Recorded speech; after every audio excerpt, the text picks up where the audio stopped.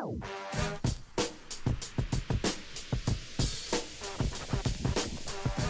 time for the shop report with Barbershop Jay.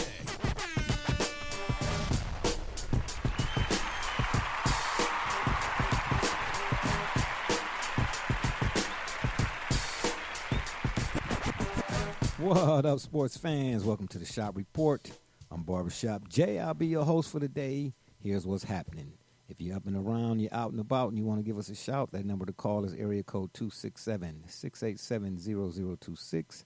Once again, the number to call, area code 267-687-0026. And as always, we'd like to remind you out there that the Shop Report is now being powered by none other than Rocket Digital Media, or should I say the fine folks over at Rocket Digital Media. It's the one-stop shop for all your digital marketing needs. You can look them up on Facebook at RDM Detroit, or you can go to their website, Rocket Digital. That's ROCKIT digital.net. And make sure you tell them the BSJ sent you. Joining us on the P-Rogram today is none other than my cat from the NYC, a.k.a. Rucker Park. Brother Rich, what's happening? Sir, I'm honored to be on here to represent the dog pound, sir. You riding for the dog pound, sir. Okay, sir. Can't nobody hear you, sir, because you all outside. See, this is what happened when you live in California. You can be outside all hours of the day. Sir, oh, okay. I didn't know. You know what I'm sir. saying? Can you hear me, sir? Meanwhile, the people back east over here, we dealing with 42 inches of snow. This is what I'm saying. See, he just don't pass up a chance to just rub it all in kick sand in our faces. Anywho, on the other side of the ledger, we got my man from up north, Joey James, a.k.a. Double J. Tell the people what you say. Sports wagering has gone live in Michigan. Oh, Lord. I may not have enough minutes for this call, depending on how things go. I was just getting ready to say that. So, in other words, what you're telling us is the next 7 or 8 Tuesdays that we come here, to do our spiel at the shop, you won't be available. Is that what you're saying? That's your way of letting me know that you won't be available? Have to get a fill in? Oh, okay, got you. Yeah. Uh-huh. I guess silence sometimes does indeed speak the loudest. And we got my man D. Gully from the CLM Bus, who should be joining us not right now, but shortly due to a few snafus that he's dealing with. But He's still sad over Buffalo. no, he's not pleased. He's not sad. See, that's what you Californians always think. You know what I'm saying? Because Jared Goff ain't with the Rams no more. That ain't our fault. We ain't nothing to do with that. I'm glad Matt Stafford going to get a chance to be in a Super Bowl. Hey, that's Jared's golf loss. Trust me. Yeah. Nobody out here is worried about him. That's his loss. Yeah, it is Jared Goff's loss. Okay, here's what we got on the menu for today. Obviously, a story that's not being discussed, even though it was mentioned, but it's not being discussed. I haven't seen it, even though I still don't watch them all like that. I just turned the TV on a few days ago just to see if I would see it, and I don't recall seeing anything or anybody mentioning what Major League Baseball, what I think could be groundbreaking in my man Ken Griffey Jr., as I like to say, being back in the game. That's going to be our first item up for bid, so to speak. And then, of course, we're going to have LaMelo, as I like to say here in this particular situation. LaMelo has arrived. Now, I know we discussed Melo to some extent last week or on the P-Rogram last time, but it was more so about whether or not if Jordan had got it right this time, and a little bit of LeVar and so on and so forth. But this week, the focus will be on LaMelo, and I do believe this young man has arrived. And as I was telling my coworker, RB, if you're out there listening, somebody, I don't know if it's going to be Devontae Graham or Terry Rozier, who I am somewhat biased to because he did play here at my former alma mater and right here in the city of Cleveland. So he's a hometown kid, one that I root for. But one of them two guys about to lose a spot. Okay? I'm trying to tell you, one of them two guys about to lose their spot. But anyway, before we get into either one of those, I wanted to mention right quick that we all familiar with the 30 for 30s, right? ESPN 30 for 30s? Okay. Yes, sir. All right. Well, guess what? Mm-hmm. This Thursday at 9 p.m., the new 30 for 30 ESPN will be out. It is Al Davis versus the NFL. You definitely want to see that. Absolutely. The story between about Al Davis and his, what word would you use to describe it? His fight with the NFL. Not only how long did that carry on, it's probably still being, the Raiders are still probably somewhat, even though they moved to where? Las Vegas, New Mexico, California, That's San part Diego? of it. That's part of the ongoing fight. If they moved to Las Vegas, Yeah, exactly. They did it. They were going to do it regardless of the league. Absolute fact. Yeah, well, we'd like to think that, in a perfect world, I don't know if the world could be perfect, but in a better world, if you would, we wouldn't allow the personal feelings to get involved with business dealings or things that, what the NFL is known for, the shield and so on and so forth. But this thing that they had with Al Davis goes all the way back to Pete Rozelle, if I'm not mistaken, and it's still ongoing. There's remnants of it today, so we're going to get into that as well. Well, not really get into that, but I just wanted to mention that, that this 30 for 30 is coming up this Thursday, 9 p.m. Make sure you tune in for that. Now, you know what's crazy, though? ESPN, when it comes to their regular programming, it is excuse me. But the 30 for 30s, I gotta give a salute. I have yet to see one that was not worthy of a repeat viewing experience. You get what I'm saying? So make sure you all check out the 30 for 30, Al Davis versus the NFL, once again, Thursday at 9 p.m. And then secondly, I just came across my ticker. Do you know that the barber who was giving the Chiefs players pre-Super Bowl haircuts tested positive for coronavirus? No. Yes. Breaking news it is. Wow. No. Yes. Imagine that. No. Yes, man. So now what? Watch the hypocrisy of the NFL. Watch the hypocrisy of the NFL. Whoa. And they proved that watch them. Wait, whoa. See, you can't throw that out there now without some elaboration. Now, you got to elaborate on that, brother, because I don't even really know. I hear you. You know what I mean? But I don't really, not in this case, I don't know where you're going with that. So you got to help me out. You know what I'm saying? You drive. Let me see. Go ahead, drive. Let me see if you can drive the stick shift. But if what you are saying is true. And that's a good point. I believe it to be true. Let me say that. I believe it to be true, but go ahead. Okay, then correct. Having said that, we'll say that if that is true, according to the protocols themselves, they say if you're exposed to someone like that, and I have to face this because I travel a lot, that if you're exposed to someone like that, the protocol for quarantine is anywhere from a week to 2 weeks, 14 days, 10 days at the minimum, but a week at minimum. So technically what we're being told is whoever this young man came in contact with, he has exposed them to this terrible disease, this plague, this menace that's on our society. They've been exposed to that now based on their contact to this individual. That's what this contact tracing thing is all about, that they would now have to go quarantine themselves for a minimum in terms of professional circles and responsibilities. The NBA said 4 days is the minimum that you should quarantine, which is why Kevin Durant had to quarantine a few weeks ago when he came in contact with someone and had to sit out the game. But the NFL is going to, I guarantee you, they're not going to pay attention to any of that protocol. Whoever came in contact is going to be able to play because they cannot have the game. They're not going to postpone the game, as we well know. Yeah, I was getting ready to ask you. Money that's involved. Yeah, I was getting ready to say that. That's exactly what I'm saying. Shouldn't they push it back, though? That the money is, they won't push it back. You already know that. They won't push it back. You got Super Bowl commercials that are geared and wrapped to go on Sunday. And other shows are going to premiere, and the way the scheduling is set up for television and the ratings and they could push it back, certainly could, but there's some things that they would definitely lose out on. Yeah, well, so essentially what you're saying or suggesting here is that the double standard or people who've mentioned the NFL and NBA and the likes being and the messages that come from within or come out from those entities, it being a double standard, it's just being more and more exposed as being as such, so to speak. Absolute fact. Okay. Double J, what are your thoughts on that? And I believe this, again, to be true. I don't know, but it just came across my timeline, if you would. And I just thought maybe about 10, 15 minutes ago, I thought I'd bring it to the show. What are your thoughts?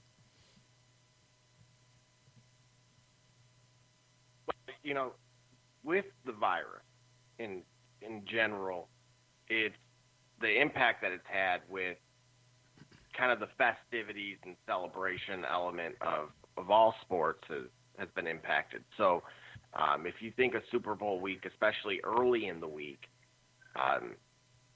with what we would be typically going through right now, which is kind of the media stuff and being able to, why I'm here type of things. And they're generally off at a distance anyway. I'm sure if the NFL probably would do it by way of Zoom calls at this point. I think it's in their best interest to do it. This is going to be a big deal because, as Brother Rich pointed out, he wants to see the hypocrisy. He wants to see the inconsistencies that have been fully on display throughout the season, where we're going to push Tennessee's game back, but we're going to make Denver, put Barbershop Jay in as quarterback. Hey. Don't get it twisted.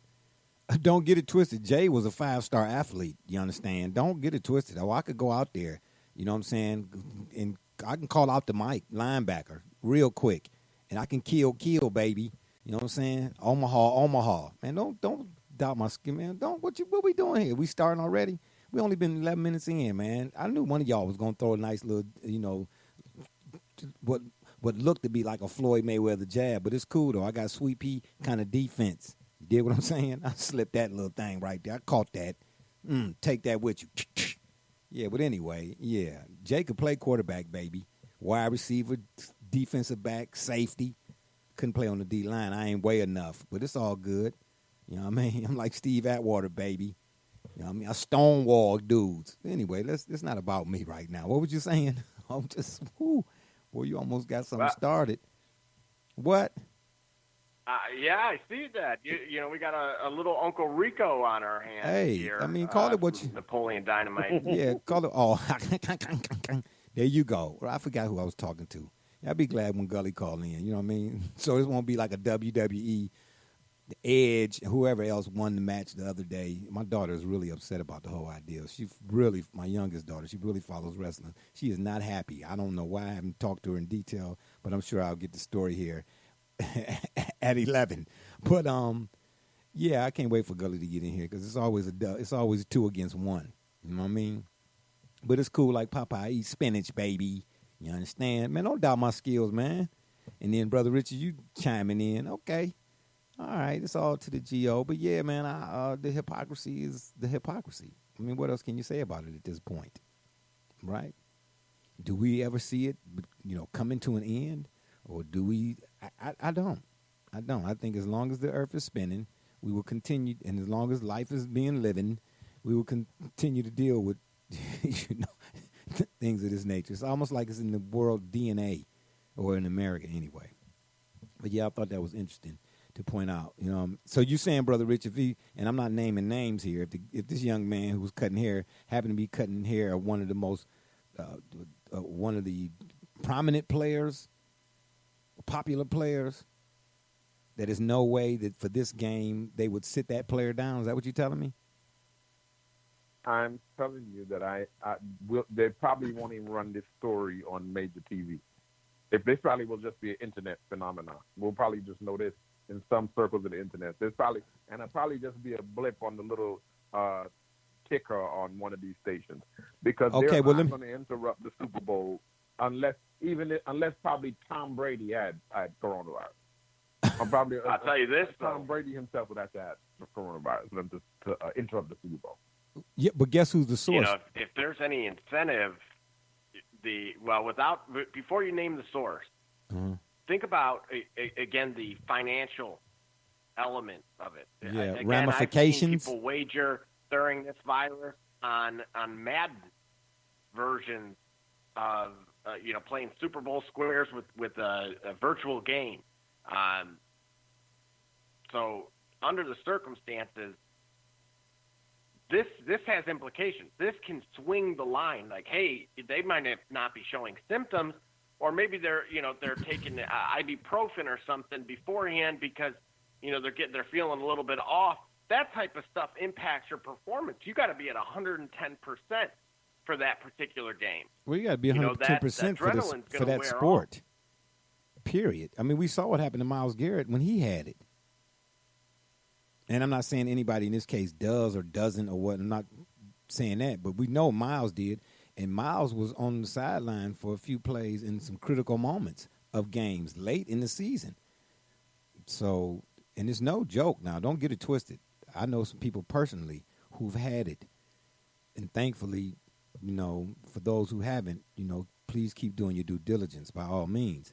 But I know some people personally who've had it, and they have struggles still. I'm grateful again that they are still here, but they've had some serious struggle. You can see them. They're not. The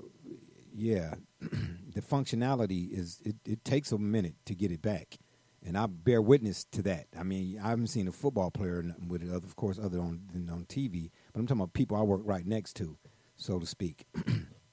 Yeah, so it's a definitely real. I mean, as we've mentioned how many times on this program. And what's interesting, just a little bit of revisionist history, we're going to call it that. You remember now, we had a discussion on this whole COVID thing way back before it was really being discussed at large, right? When I had my brother on, right. Y'all remember that, right? At that point, or at that time in the country, it was only, not even 50 cases, reportedly. You understand what I'm saying? Right. So, I spread the word. I told people what my brother said and so on and so on. And a few people, listened to the show, and they were doing the things that my brother suggested. And, again, thankfully, those people are pretty much still A-OK. You know what I mean? So a lot of people tuned into that. A lot of people took my brother's advice, but we were already there. Not saying, no pat on the back or nothing, but I'm glad we were on at the forefront, so to speak, of this whole thing. Because if you look at now, if you go back to then and look at now, my gosh, how many cases are there? Or, not even talking about the deaths. We're talking about millions. Has it even gotten close to the billions? I haven't seen a number here lately. It could be, you think? No? I don't know. Several hundred million. Yeah, I know. It's several hundred million. Yeah. Several hundred million. Yeah, so, go figure, right? But, yeah, I just think it's important to keep an eye on that, too. I'm with you, Double J. We already know, not the conspiracy, but the hypocrisy is going to be in full effect here. And and to your point, too, Brother Rich, we're not going, if whoever it is, can they really, though, are there any legalities behind not announcing whoever the person may be? Brother Rich? Oh, they're HIPAA laws. Why they have to? They would definitely would have to respect HIPAA laws. Absolutely. Okay, so then they don't have to say anything. Is what I'm driving at. They don't have to. No, they have to, because as Double J said, that would affect the betting lines and things like that. So they have to do that because of the legalities behind that.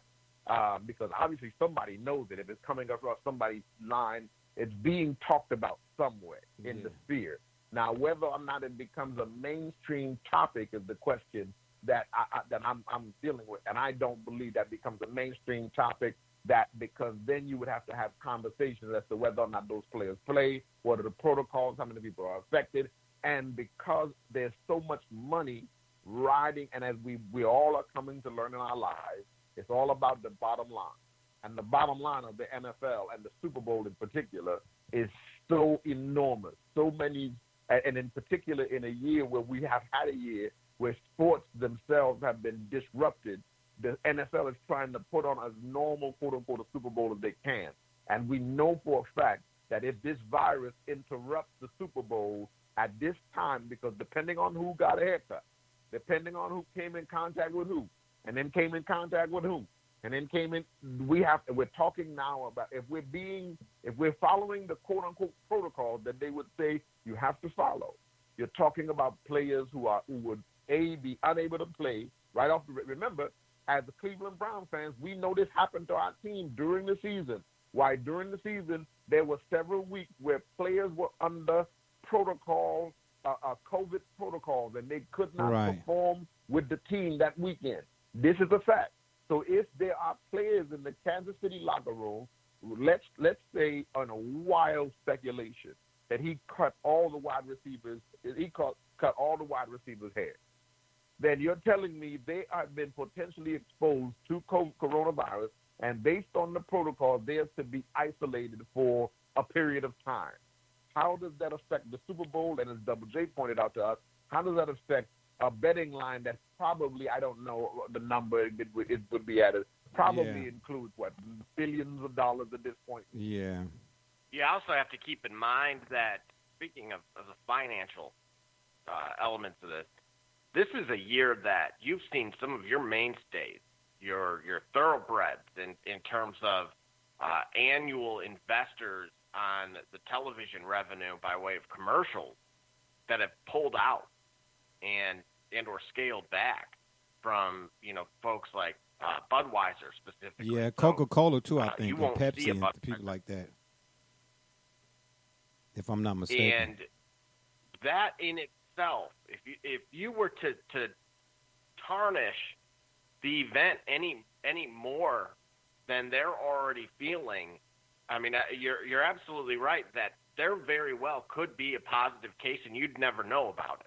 They will do everything in their power to suppress it because of the financial implications that it can have on the game. Okay, so then let me tell you who's reporting this. The New York Times. So now what, Brother Rich? Yeah, if the New York Times got a hold we of... have a problem. I'm sorry, the New York Daily have a problem. News. The New York The Daily New York News. Times. No, the New York Daily News. I'm sorry. That would be that's considered a rag. That's considered a rag. What do you mean? Ragtag newspaper? It's in the New York in the New York newspaper circles, the New York Daily News would be considered like the Inquirer. Oh, okay, gotcha. Like a gossip magazine. It's like a gossip magazine. Okay. And so it's not that they don't say things that are true. So they would be the ones that would print the salacious headlines, the most salacious things they could find. That's where you would find it on the New York Daily News. Okay, and that's I got why you. the New York Times, their motto is all the news that fits the print. Is it because the New York Daily News will print what's not fit to print? So they will get a hold of a rumor like that or a story like that, and they will hunt that down and they'll begin to leak that. Now, whether the quote-unquote mainstream press picks up on that or not, that's when you would find the New York Times or the Washington Post, or the Chicago Tribune or the Los Angeles Times, they would pick up on it. And if the New York Times runs it or the Washington Post runs it, then it's in the mainstream. Okay, and so gotcha. then you're going to see it on ESPN and so and so and so. But the Daily News running it initially, let's see how much they push it. Let's see if it gets it, because it's going to catch traction online. We know that already. And let's see where it goes from there. And if ESPN picks it up by tomorrow, then we know it's because the New York Times has picked it up and it's now in the mainstream. Okay, I got you. All right. Now we're talking about affecting the betting line, like Double J is telling. Okay, I got you. So, Double J, lastly on this, before we go into our Major League Baseball action, tell me, just hypothetically, let's just say the line, I don't care who is for or against, let's just say the line is 7.5 right now. Were this to be concrete or valid, how much, based on your experience, would the line change? Or if there's some validity, you know what I mean, to this? Yeah, so, I mean, it's not going to take much to, the public already is looking for anything.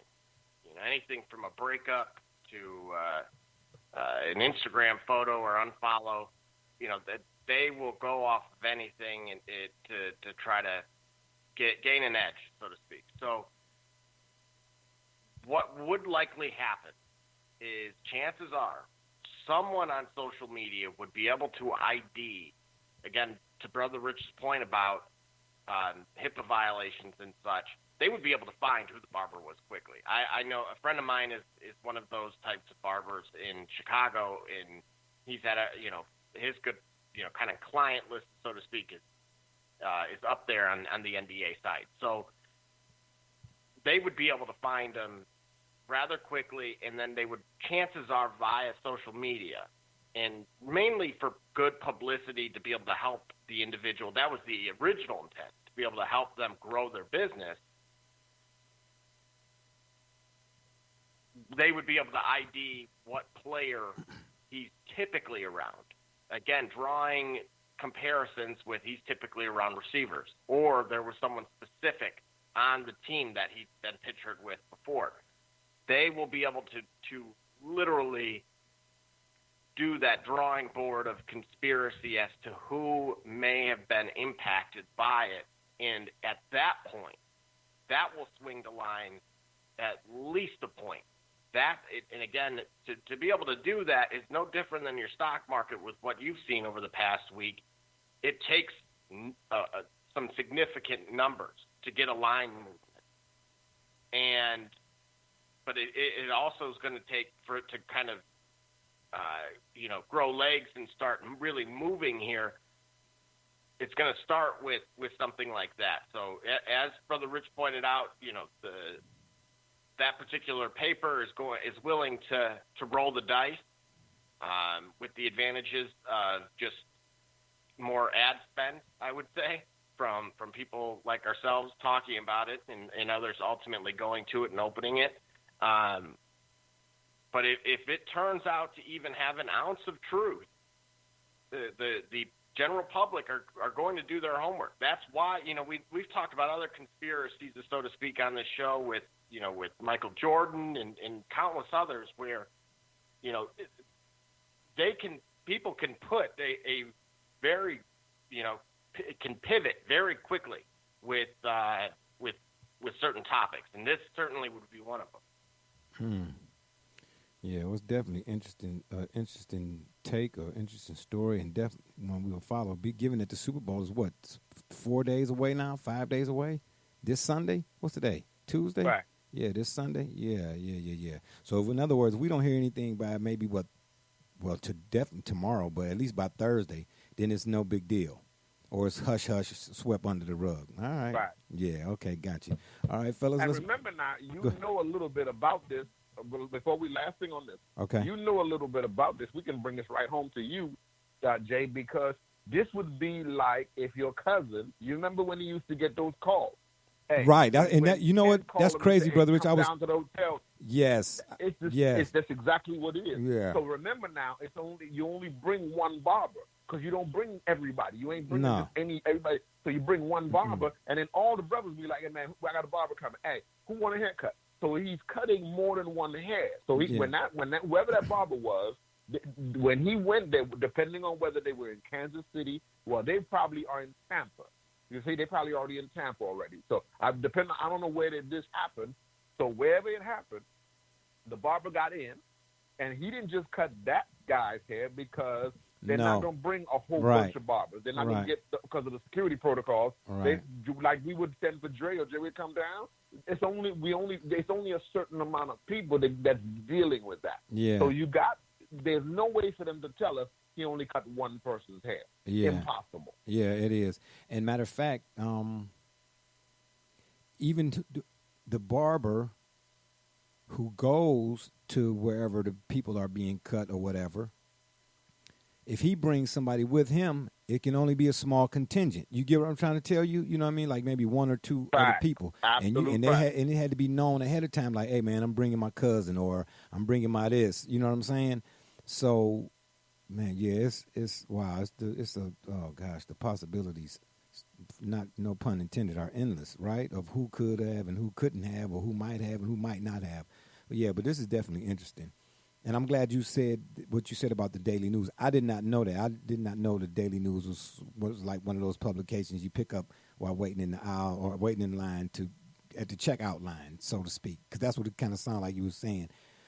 But for them to say something like that. That's exactly what I'm saying. Yeah, but for them to say something like that, and there might not be an ounce of truth to it, they're done, don't you think? Because of what's... No, more than likely, there's some truth to that. But here's the thing. Okay, gotcha. They would say it because, but it's not been approved for the mainstream because of the fact that the people that run that don't want us to know that because they're not going to allow that to affect their bottom line. Okay, They're not gotcha. going to allow that. They're not going to allow anything to disrupt the Super Bowl. They're not. Okay, got you. Okay, that's okay. I got you. Yeah, if you're out there, if you're up and around, out and about, and you want to give us a shout, the number to call is area code 267-687-0026. Once again, the number to call is area code 267-687-0026. All right, on to our Major League Baseball action.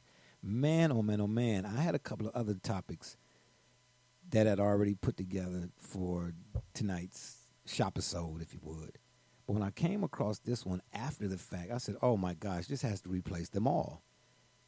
Major League Baseball probably did one of the best things it has done in, I don't know, quite some time.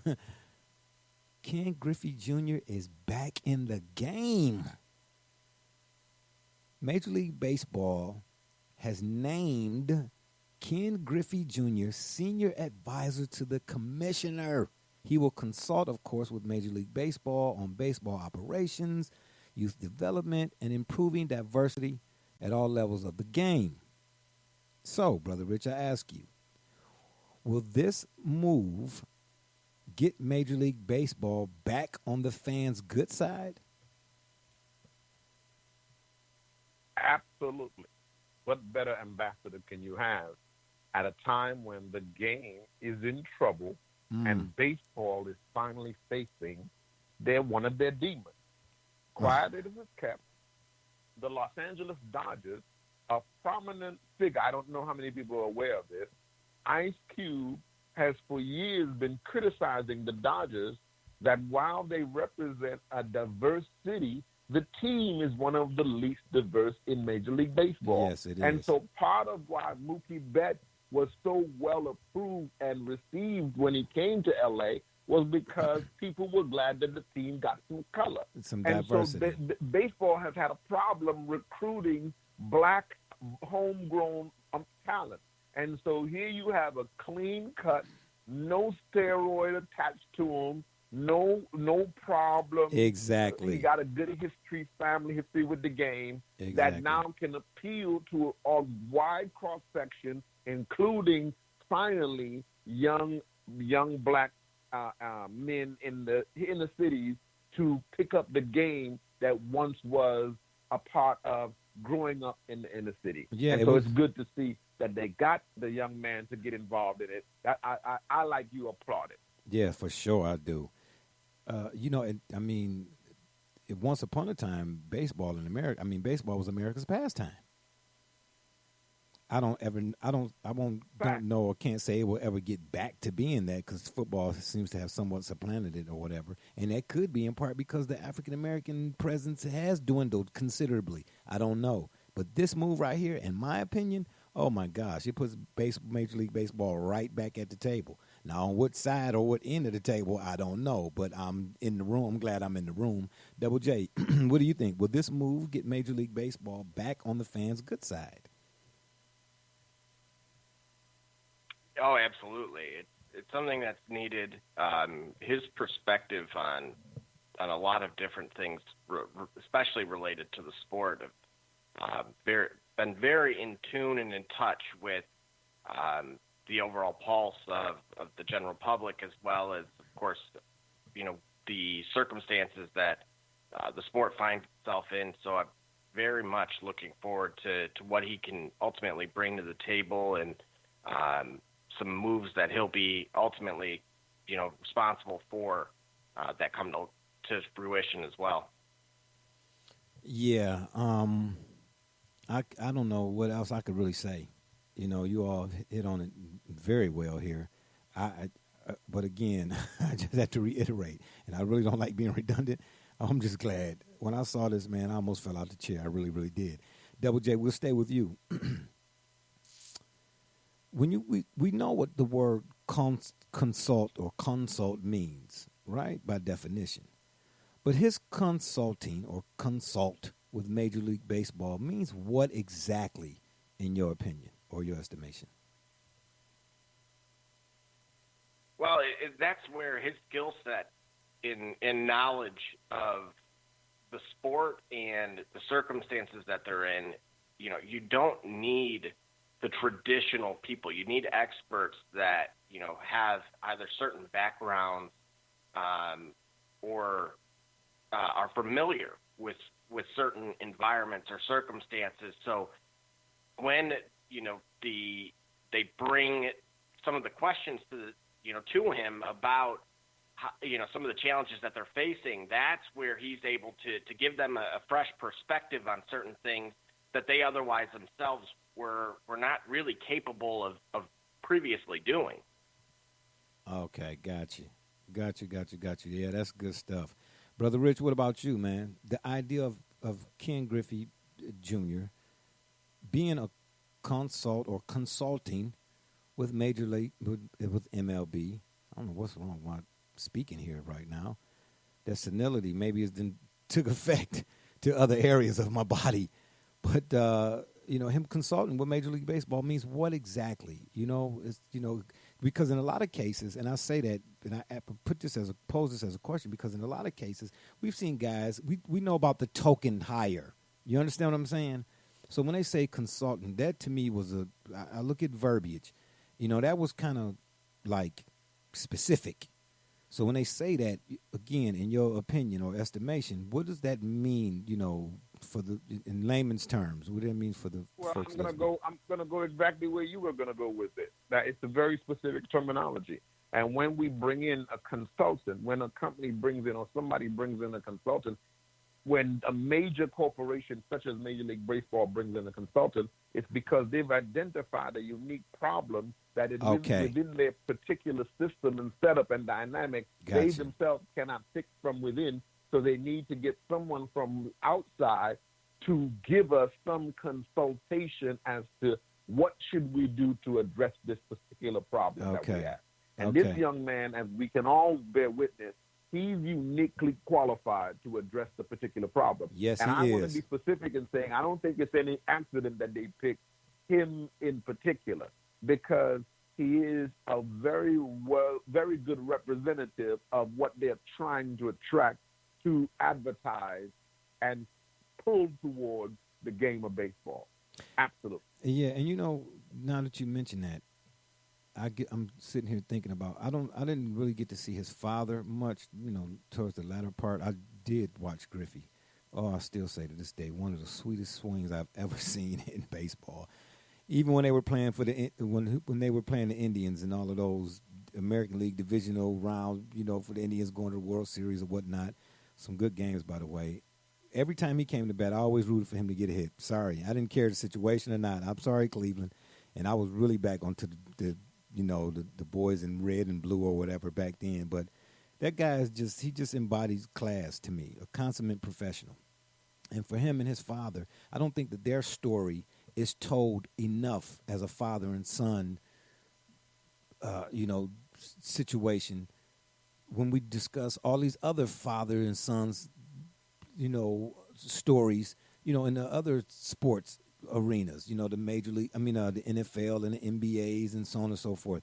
These guys don't get enough shine, these two, because I watched Griffey his whole career, and I didn't, of course, know him personally, but from what I saw of him, and heard about him on and off the field, he was just class personified. Double J. Brother Rich, back to you. Will this get, and you kind of alluded to it at the beginning of all this, will this get African-American youth back on the diamond, provided, of course, the whole COVID deal, we get back to some sort of normalcy in terms of life or living life here? Absolutely it will. Yeah. It will be, the effect will be similar to Tiger Woods and Barack Obama. Okay. Tiger Woods' effect on golf and Barack Obama's effect on a certain generation of African Americans getting involved in politics. Yeah. Absolutely. Got you. Double J. Will this get African American youth back on the diamond, in your opinion?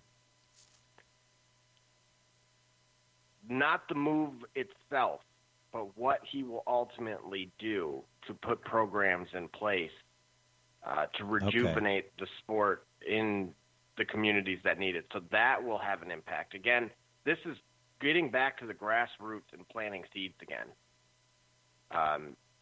Unfortunately, we haven't seen enough of that in probably the last 30 years. And so I could make the case that every single sport is facing a crisis. Yeah. And it's only been emphasized by the pandemic. Again, we look at youth sports, and truthfully, there's really nothing youthful about it other than those that are actively on the field or court, et cetera, because that's I believe, a $19 billion business. Right. Oh, yeah. And so I thought it was more than that. We get beyond this pay-to-play concept, mentality, yeah, and then wonder why our products are suffering, wondering why our fan base isn't as passionate about, why they're fair weather fans, or why we're not, what people fail to recognize is that when you don't grow up playing these things and trying multiple sports, you don't have a personal connection to something. There's plenty of people that attend major, any university here nationally that is not following what that particular university is doing in a sport because they simply don't care. They have no affiliation to that particular sport within the university. The only, similarity is that it's the same place. Yeah. When you start saying that, again, when your main comparison or association is that you happen to be in the demographic and you live over there, that's not enough anymore. Yeah.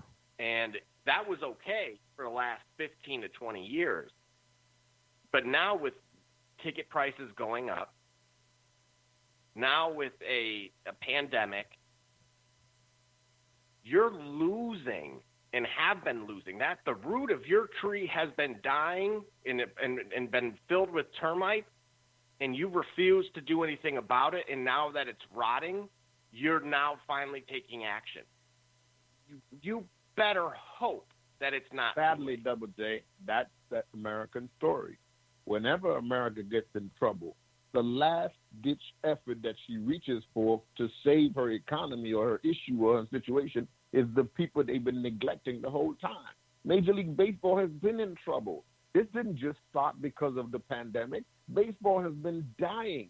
They've had television contracts that have supported these enormous player salaries. And you got markets like the New York Yankees that are so popular, and the Dodgers, and these historically strong teams like the Cubs and the Red Sox. So these brands have been strong. But as a sport, the sport has been dying. So you've got people coming over from the Dominican Republic filling the ranks, but the people locally can't identify with them. You're only going to sell but so many tickets, so you're not attracting, you got white players, but you're not attracting other communities that's why the Yankees are always a team where now you're talking about Judge being the face and this one and that. They always keep a diverse roster. Why? Because it keeps the city involved and engaged with the brand and the team itself. You can identify with what you're looking at. In the case that we're talking about Major League Baseball as a whole, we're talking about a lack of diversity across the board in terms of what the league would have us represent. The league has tried to institute over the last years rules to keep the Dominican-born players from celebrating in certain ways because they wanted to keep the sport looking a certain way. Where you had some of the good old boys who played the game were trying to fight against the celebrations that some of the Hispanic players, the Dominican Republic players, were performing. So there's been a kind of tug of war going on in the game itself. The game has been fighting for some kind of soul itself. And the game is better when all of the participants are allowed to be involved. And so Ken Griffey Jr., I agree with you. It's a last-ditch effort of a dying league, just like basketball and football is holding on. But we'll see how long that lasts. But basketball, the NBA, we know the ratings are suffering. The ratings of all these sports are suffering. And baseball has lost its connection, just as you said to us. Absolutely correct. Baseball has lost its connection. I can't tell you, I'm a Dodgers fan, I'm a Yankees fan. I can't tell you the last time I watched a regular season game, but I watch us in the playoffs if we make it there. But that's it. People don't watch baseball like that anymore. Yeah, that's an interesting point. Do you think, and this is why I said I paid close attention to the verbiage. Of course, in particular, when they said he will consult with Major League Baseball on operations, I kind of wanted to break that down, as well as youth development and, in particular, improving diversity at all levels of the game. But I want to ask you both, and Brother Rich, since you had the last word, I'll come back to you. Does the NFL or the NBA, and here's really kind of why I picked this too, because I wasn't sure, and I'm not very good with Google. You know, sometimes I've asked, Gully will tell you, I had to call him and ask him, man, what do I need to type in to get specific in my search, to tell you the truth? Because I'm just old school in that way, doing research. I usually get my information from a book, but I've said that a million times. But does the NFL or the NBA or even soccer or NHL, well, maybe not NHL, I don't know, but any other those major sports entities that you can think of, do they have someone like what baseball is doing here, a person of African-American descent, or however you want to put that close to the guy who runs it all? Does Adam Silver, who sits next to Adam Silver? I don't know. I don't know of anyone in the NBA circles like that. You get what I'm driving NBA at here? Itself, I totally agree with you. I mean, there are those of us who will argue with you that the NBA is as difficult, as racist, I'll just be frank and say it, as the NFL is. They just cover it better. They have a better mirage going on, where the players appear to have more rights than they do in the NFL, but one would question what rights they really do have. So that's another conversation for another day. So I agree with you that the NBA has not appointed, because it's presumed or assumed is that because they're the NBA, they have diversity. But let's not talk about the fact that there's been only one African American owner, and though there has been overtures by former players time after time after time, even as recently as the Minnesota Timberwolves came up for sale, and there was an overture of one of their former greats to put together a team, an opportunity to buy the franchise, but he was denied. We won't even get into that, Kevin Garnett. But that's the kind of thing that we see throughout the NBA that we don't talk about. People never talk about, but it's because they allow people to say Black Lives Matter, and they allow the players to appear to kneel, then it's okay. They're diversified. Yeah, because in essence, being a senior advisor, he's Manfred's right-hand man. That's why I asked that. Who's Adam Silver's right-hand man? Who's Goodell's right-hand man? In essence, this is beyond groundbreaking. And when I said I wanted to break down the verbiage, yes, baseball operations, right? He'll consult on baseball operations. In what ways, Double J, do you think? And let me just throw out an example here. Like, will he in operations in terms of the day-to-day litigations and legalities, or those things that really affect the game, like speeding up they've been talking for years about how to speed up the game. Should they put a robotic balls and strike counter behind the plate and replacing the umpires, so something to that effect? Or, should ballparks be designed different, and things of that nature? Do those types of things fall under the guise of operations, or no, in your opinion? I'm going to say they do. Okay, got you. Okay, so he'll be involved with those types of things then. Yeah, and that's why, they give you a big fancy title, but basically it's saying we're coming to you about everything. Okay, there you go. Other than just, hey, can you do this, financial statement for us? They're not going to do that. But just about everything else, they are going to have they're going to have an ear open on. Okay. And if he remotely qualifies for it, they are going to take full advantage of it. It's in their best interest to. Okay, gotcha. And the crazy part, again, is as you just pointed out, I said it a little earlier, and you just emphasized it. With who's Goodell have? We heard the Jay-Z thing, and here we are a few years later, and they've had fiasco after fiasco. Yes. Regarding that. So, ultimately what people want to see is results. They want to know, Got you. It's not good enough to just say, hey, we have an agreement with this guy. Ultimately, we understand it's going to take some time to roll something out, especially if it's a substance. But you got to do better than that. Yeah, and that's why you kind of answered the other part I was going to ask too, is about the improving diversity at all levels of the game. I know we kind of didn't touched on it a little bit, but I just was driving at, I know he's not a token. I don't see him as such because I think this is a big move. But when, you're talking about improving diversity at all levels, then you got to go from the top all the way to the, what do we say when we talk about basketball, AAU or maybe even Pee Wee and so on and so forth. But is it just, what I was going to ask was, is it just him putting his name on a letterhead or something and sending it to all the coaches at Little League or making an appearance every now and again? No, this has got to be roll your sleeves up, hands on. And I think Griffey will definitely make a difference from the bottom to the top. Jay, I have to ask you. Yeah. I have to ask you, how much do you believe that Ken Griffey Jr. resonates with the 9-year-old today? If you were to say, that's Ken Griffey Jr. Well, I'm going to tell you. Do you? My sons do. Here again, I'll take that up. Yeah, my sons do. I'll take that up. And we talk mostly basketball and football, and we've talked some soccer. We've talked a little bit of baseball, but to be honest with you, when we've talked baseball, let me say it this way. When we've talked baseball, and this is not now, I'm talking about when we've talked baseball when they were 8, 9, because they did play I had them kind of playing in all sports, and they did play baseball at the time, but they didn't ask me when they were playing. It was a few years later, but they were young, 9, 10, 11 somewhere. They came to me about Ken Griffey Jr. I had to apologize, like, man, all the sports we done talked about in this house, and I had to, my bad, free everybody get ice cream today. You see what I'm saying? Because they was like that. How you dropped the ball lightweight. So yeah, but go ahead, brother Rich. Yeah, they knew.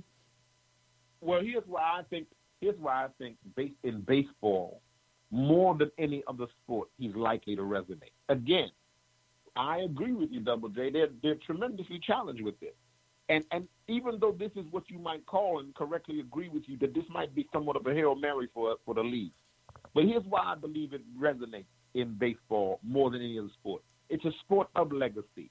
It's a sport of trading cards, of keeping the rookie card of this one and that one. So it's a sport that deals with the historical record and the accuracy of it, and they preserve it in such a way, unlike basketball, which kind of makes their thing up as it goes along.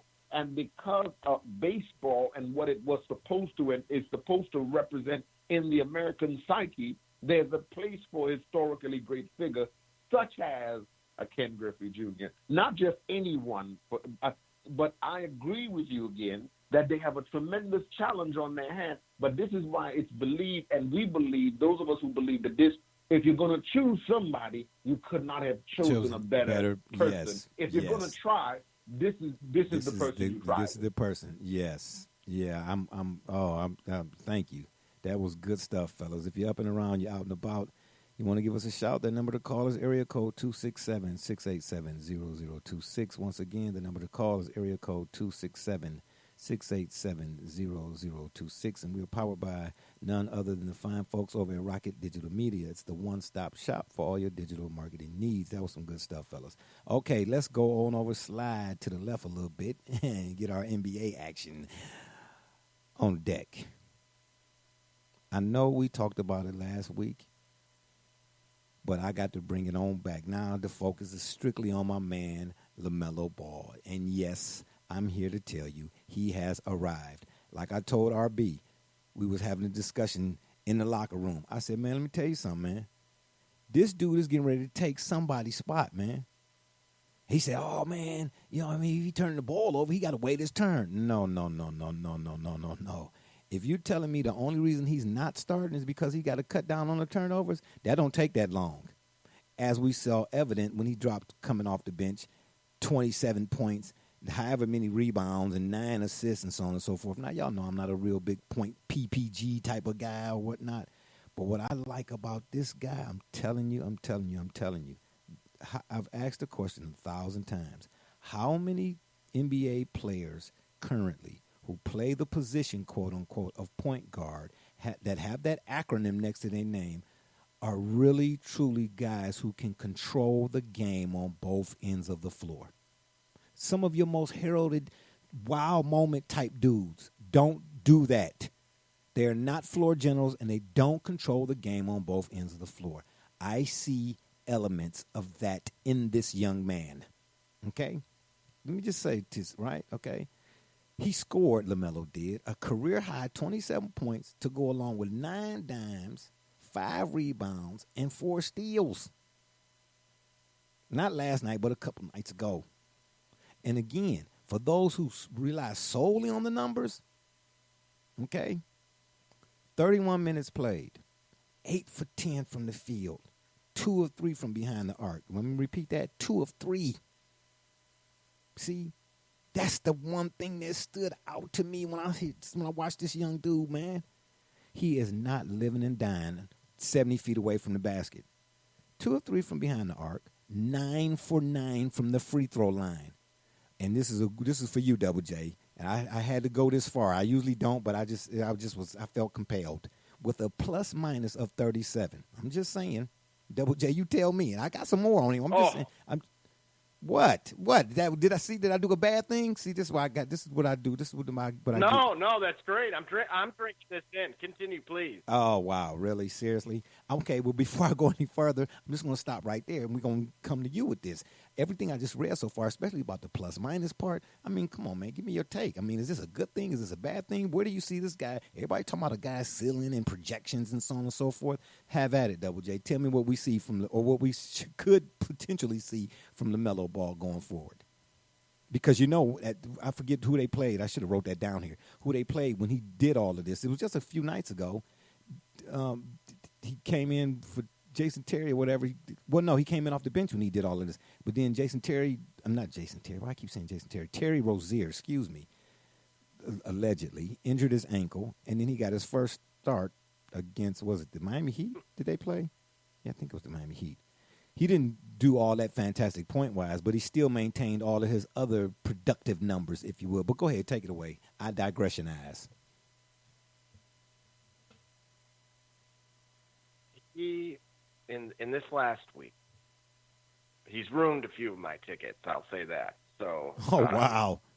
The impact he had, he single-handedly. The game against Milwaukee specifically, again, that's who it was. Thank you. One of the teams that was, again, considerably favored to at least make the Eastern Conference Finals. And when I say they took them to the cleaners, they took them behind the woodshed. So when it comes to LaMelo, it is almost, it's frustrating as a fan in many respects, but it's rewarding as well because, a lot of people, as you pointed out, talk about the ceiling and potential, and it's truly on display. I love the fact, especially stemming from the conversation we had, a week ago about him, and we brought right to the forefront all of the other variables that can influence your performance on the during the game, and these are the results we've seen since then, which really is a testament to not only, most importantly himself, but to proving to everyone else around him that this is what you want, a player that makes the people around you better. And when we looked at, for example, with what the Pelicans were doing, a year or two ago with Zion and kind of the load management, we had a few different takes on that. and his performance is still, again, it's still there. LaMelo, the most frustrating part about all of this is just that they're treating him like they're grooming him to be the guy for pretty much years to come. The rest of his playing career. Yep. And in a sports-driven world that is on, again, at any moment right now you can place a wager on something. That's a challenge. That's going to come with a lot of adversity from people that are frustrated. That, myself saying, well, I took Milwaukee that game, and that was a mistake. Yeah. Or, they can't do it again, and then they do it again. Yeah. And then, so there's a number of different ways to look at it with him, all of which are positive, and it's exciting because his journey to getting to this point was against the grain. It was not the road, typical route, so to speak. It was the way. It wasn't the way that the deciders would prefer you to take. Exactly. And atypical, rather. He still did it. He was still successful, and his potential within this league is something to be very excited about. Man, I second that. I third that. I fourth and fifth that. Brother Rich, I know you didn't watch LaMelo. Well, I would say check this tape, but oh my gosh. No, here's why. I mean, my gosh, do you have four hands? Okay, come here. No, come here. No, come here, Brother Rich. He didn't say it, but he pointed to it. He didn't go all the way there. What? But what he was saying is we talked about this a few weeks ago on this program, Check the Tape, and this is when we were saying when that young man's father proudly was announcing to the world that his son deserved to start. We talked about the fact that this young man I thought you was going to say something else. Finally has shown us that Jordan had had finally made the right choice. He finally chose, and this, of all the Ball brothers, that this was the one that he showed the most potential as a young man, and he's now beginning to live up to that potential. And people initially dismissed him as they dismissed his brother because of his father, and people see his father's a loudmouth, but the reality was that this young man was the truth. Remember, there was some conversation, and that will be talked about probably by the end of the year, maybe in a few years, depending on how their careers turn out, as to whether or not he should have been the number one pick in the draft. There was talk about that because, Double J pointed out to us, he took the unconventional way, and because he upset the card holders, the process holders, that he upset the apple cart of the NC2A, which his father was ultimately making, despite the fact that people might think he's a loudmouth, what he was ultimately saying is that the NC2A is a mafia that monopolizes a system whereby they are the only ones that profit off the labor of willing young talent, and that they keep the talent in a slave-master relationship and profit off those young children and young men and women. And he advised his children not to participate in that. And for that, he's been shunned, and they've been shunned. But this son, has lived up to everything the father said, and the son is a different kind of player, and we watch him, and he absolutely is the truth, and we want to see him go on and hope he goes on. Yeah, but as Double J is pointing out to us, he's grown up in a fishbowl. Everybody's looking at him. Everybody's rooting against him. More people are rooting against him than for him because people don't like his father, people don't like his family, people don't like him. But this young man appears to be ready for prime time. You know, I'm going to tell you, my son, my oldest boy, is more on the high school circuit now than I am. You know, he knows all of the players that I couldn't even, some of them guys, like names I couldn't even mention. You know what I mean? They're on their ball is life and all that kind of stuff, whatever. My son had been talking about him for the longest. I saw a game or two or whatever, but I thought when he got to the league, I told my son, I said, man, I just hope he don't get to the league and do, quote unquote, as the Romans do. Get there, and because that's the league now, is jack up the shots. You understand? Everybody talking about now, and Greg Popovich said it. So I'm not the only one, or we're not the only ones here. Greg Popovich, who everybody who watches hoop currently or used to watch hoop and all points in between, who have a respect for, he demands said guys don't even come over to discuss strategy anymore during a timeout. They want to know how many threes they got. Okay, I didn't say that. Greg Popovich did, so I know I ain't crazy. But that's what the game has become, and it's really why it's uninteresting to watch.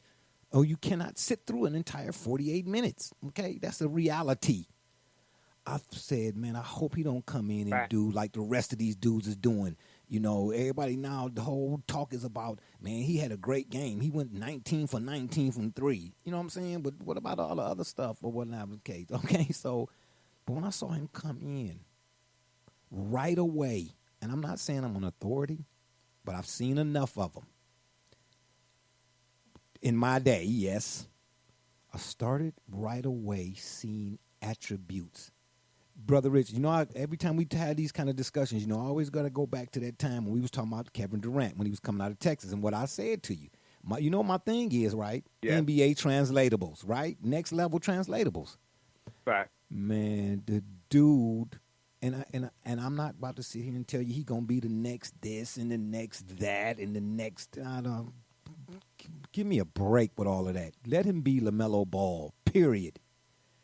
But when the guy come right out the gate, man, and he had everybody engaged from the begin to the end, I fell out the chair. Who's doing that?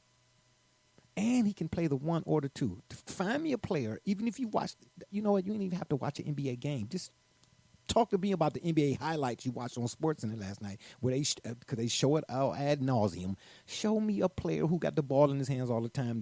That's and you don't see the guy finally when he passed the ball go off a player's hands that he passed to. Why? Because that player wasn't ready. Why isn't he ready? Because he expecting me. I'm just here to get rebounds. You get what I'm trying to tell you?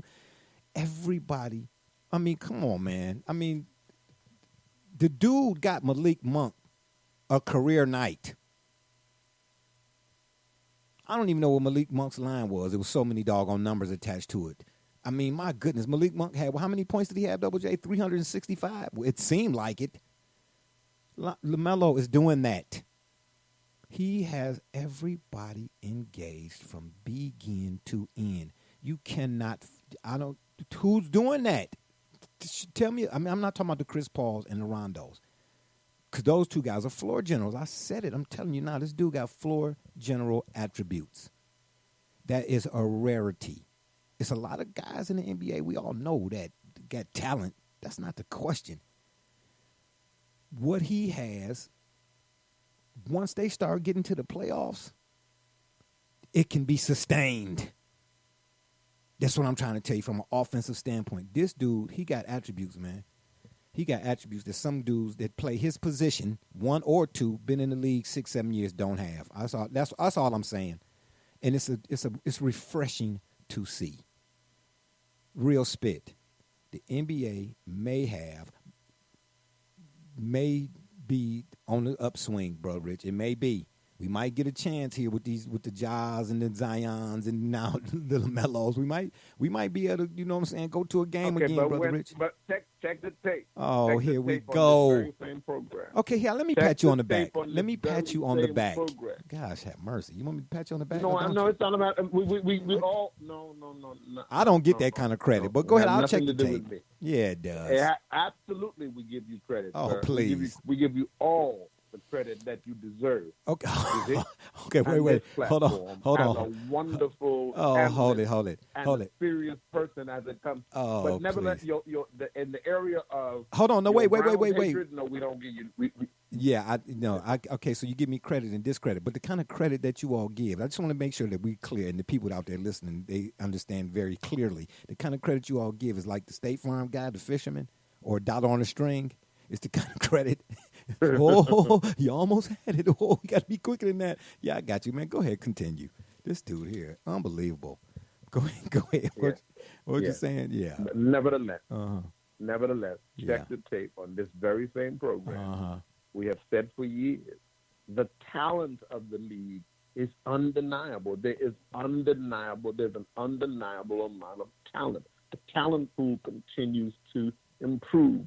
What we have argued about for years on this same platform is whether or not the coaching fundamentals have caught up with the level of talent that's in the league, and whether or not we have the kind of coaching that is necessary for this kind of talent. What kind of coach do we need today for this kind of talent? Look at Ja Morant and what's happening down there in Memphis. There's some good stuff happening there. Look at some of these young players that we're talking about. That New Orleans looks like a good team if they can keep it going and add a couple of more mature pieces to kind of build that thing up. Denver, Phoenix, you have some good talent out there. You know who? Now the question is, do you know who also you failed to mention? You failed to mention the Cavs actually are playing. The Cavs are they are very correct. exciting to watch as a young squad, let me not be remiss. Yes, absolutely correct. Cavs look very correct. good. Actually, Now they're in a unique situation. That was a good move on their part by getting a seasoned vet to come there and buy in, and then begin to build that team around that young, talented player that apparently Sexton is proving to be. Yeah, I think that's I like Garland too, move. and I like them two guys with Allen. I think that's a nice combination for years to come. I don't know what's going to happen to Dre or Drummond or whatever it is. I think they Double J. I thought you said something about you was petitioning to bring him back to the Pistons. No, that wasn't you. Y'all can have Drummond back, okay? But yeah, I'm with you, Brother Rich. You know, and I'll tell you this too: whoever was LaMelo's coach before he got to the NBA, they need to bring that guy to the NBA. Or bring LeVar. Well, let LeVar coach it in. Because I'm here to tell you that boy is fundamentally sound. He's fundamentally sound, man. I can't say that for a lot of dudes. Look, I could sit through and watch a full game with him in it. And I'm glad for that. Because basketball is near and dear to my, it's in my gut. It's in me. And let's be honest, his brother is nice. He just don't have the heart that this young boy got. Yeah, no. His brother is not Melo. His brother's nice. He just don't have the kind of same heart that the young boy got. Yeah, but wait a minute, because we talked about that too. Now, here's what I don't get. Let's go back a few years, however many years when Lonzo was at UCLA.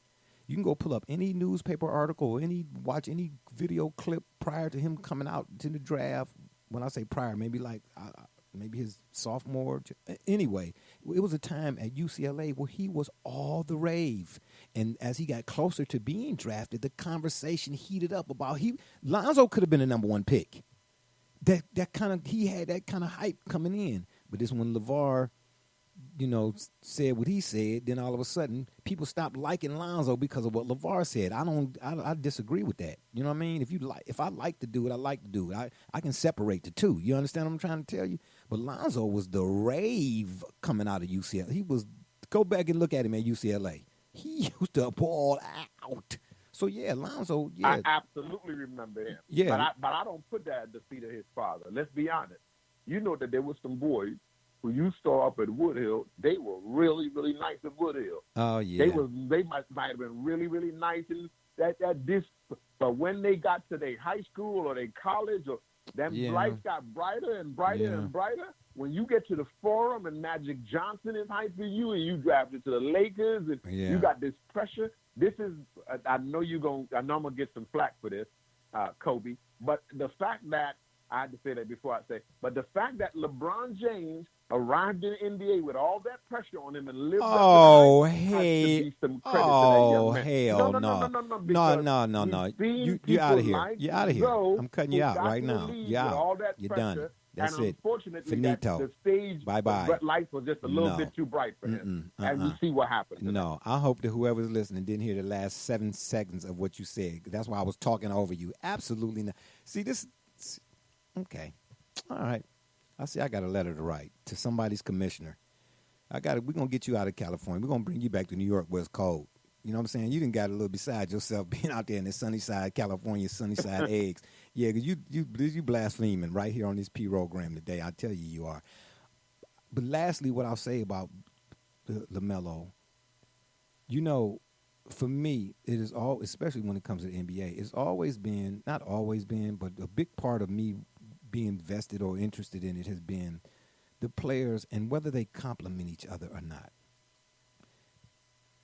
So far, what it looks like to me, LaMelo and Gordon Hayward complement each other's games very, very well, which is far more important, in my opinion, than those whose name is on the back of the jersey, which I will say again, with all due respect to Devontae Graham and Terry Rozier, they better keep it up because this dude is coming to take somebody's spot. If you've watched the Hornets at all, even though it's a small sampling size, okay, but it's getting bigger, you'll see that when this dude, the dude is, he's producing more in the little amount of time that he has than guys who are getting more minutes. You just don't, and he's not, like Double J said, he didn't just do it once. He keeps doing it. I tell you what, anybody in Charlotte or wherever else you at or watching this dude, you better keep checking your watch because it's just a matter of time. He getting ready to take somebody's spot, man. He getting ready to take somebody's spot, I'm telling you. And I'm glad, not that he's taking somebody's spot, but I'm glad to finally see a guy who don't just rely on the three-point shot, you know. And didn't we say this too before? You check the tape, as you might say. Too many guys are trying to win or end the game on jump shots, and in particular, the ones from 100 feet away. Right. This guy don't do that. And that got my interest all the way, every day, all the time. Fellas, as always, I appreciate y'all.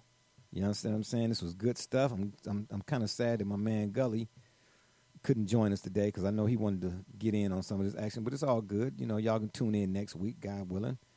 We'll be back next week. You know what I mean? We'll do it all again. But on that note, it's been fun, but we got to run. We appreciate y'all for listening.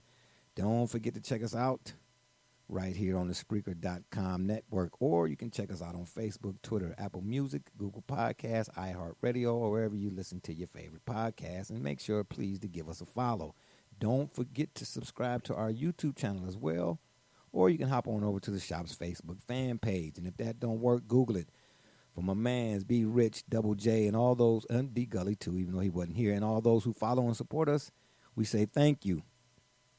And last but not least, make sure you check out the fine folks over at Rocket Digital, right? It's the one-stop shop for all your digital marketing needs. I'm Barbershop Jay, and you've been listening to the Shop Report. And remember, the next time y'all want to know what's really going on, man, come to the shop. Walk-ins are always welcome. Holla!